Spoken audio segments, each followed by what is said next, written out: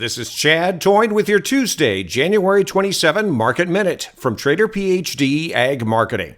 Get out your pencils. We got new overhead price targets for you that trigger sell signals. Have these resting orders in place with your grain merchandiser so that if the price hits in the futures market, you sell some of your local grain automatically, even overnight. Case in point, the Chicago wheat targets got hit in the overnight market before Monday's open and quickly disappeared. We have new price targets for you there as well. So here we go. Corn, old crop 25 now, March at 444. New crop 26 now, December at 463. No change in soybeans. Old crop 25 stays March at 1090. New crop 26 stays November at 1099. Our old targets got hit, so we got new targets in Chicago SRW wheat. Old crop 25, new target March at 567. New crop 26, new target July at 585. KCHRW wheat, old crop 25 now, March at 560. New crop 26 now, July at 580. No change in Minneapolis HRS wheat. Old crop 25 stays March at 586. New crop 26 stays September at 621. Cotton, old crop 25 now, March at 65.24. New crop 26 now, December at 69.57. In the grains, the freezing temps over the weekend gave Chicago wheat just a little bit of an extra pop in the overnight market before the Monday morning open, hitting our overhead targets, triggering sell signals for both old crop and new crop Chicago wheat. Wheat pulled back during the day session on Monday, and they stayed steady again today. It pays to follow these overhead price targets, and it pays to have them in place with your merchandiser.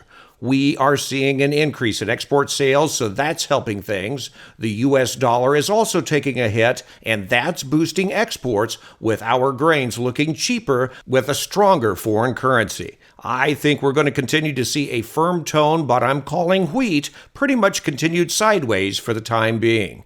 In corn, we had the largest 1 week of export sales for corn when excluding China that we've ever had. I think we have a stable price in the corn market after the slam that we got after the last grain stocks report. We will have a sideways trading range down here for the next couple of weeks.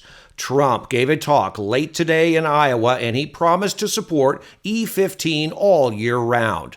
If the bill makes it to his desk, he's going to sign it, but it's been a struggle trying to get it passed. Corn futures are steady here in the early part of the overnight session. In soybeans, it really looks like we are solid in a sideways trading range. We reached up and pretty much matched the overhead resistance highs, and that cements a ceiling for this trading range. We have some room to dip down in both corn and soybeans, but I think we're going to continue to be sideways for the time being.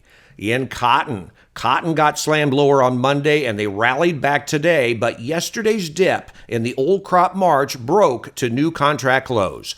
I don't think the market is going to fall out of bed, but the Dees March spread that we were talking about that's posted 8 consecutive back-to-back advances just keeps continuing to advance. The question is, will December finally reach up and take out some overhead resistance and show us some follow-through strength?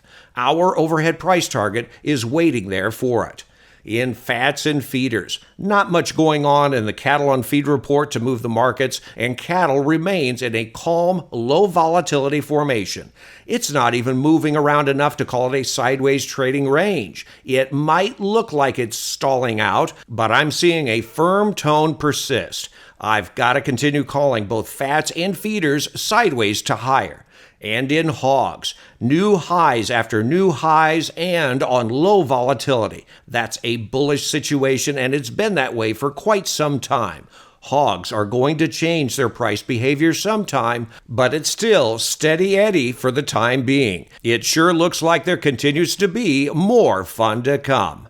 That's it for today. I'm Chad Toyne, and this has been Trader PhD. Past performance is not indicative of future results. Futures trading involves substantial risk and is not suitable for all investors.